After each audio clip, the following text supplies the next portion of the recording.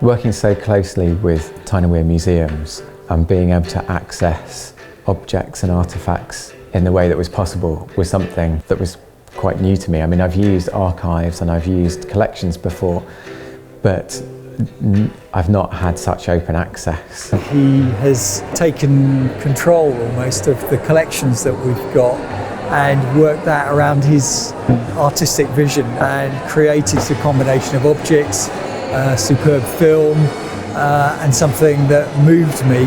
I'd just found out about the Newell refractor, and I was fascinated by the fact that this amazing stargazing instrument was sighted in Gateshead, and how this instrument attracted the great and good of the time to Gateshead to use the instrument and to look at the moon, to look at the stars.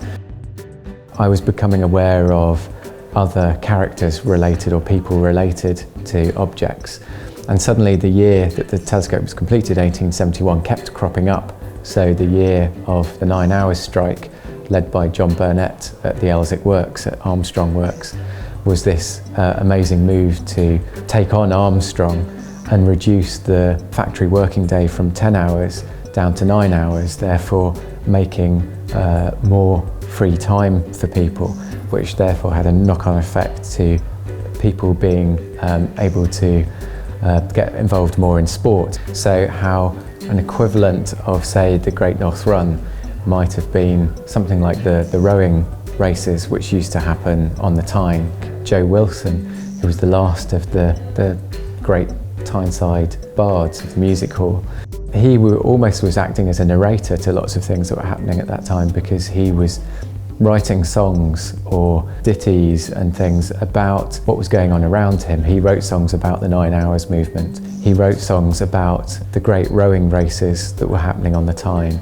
And so he wrote songs about James Renforth, who's another of the characters that I look at, who died in 1871. Stephen, who played James Renforth, is a sculler at Chester Street Rowing Club. So it was trying to find people who kind of, I suppose, matched characters, or who might be able to take on those characters and make them believable. The role that I play in the film is Joe Wilson, who was Tyneside songwriter, wrote in Geordie dialect, and his idea was to speak as directly to people in his community as directly as possible.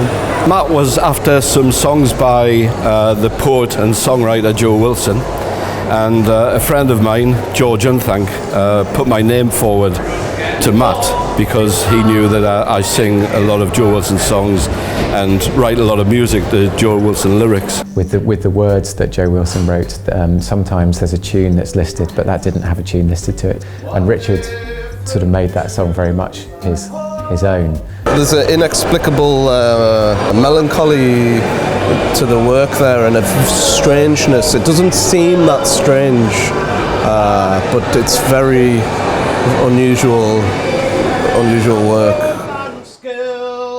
Everyone in the film was dressed in period costume, fitting for the year 1871, and really tried to give it an atmospheric a feel as possible. In the crowd scenes and things where there's the most amount of people seen, people were found through doing an open call out.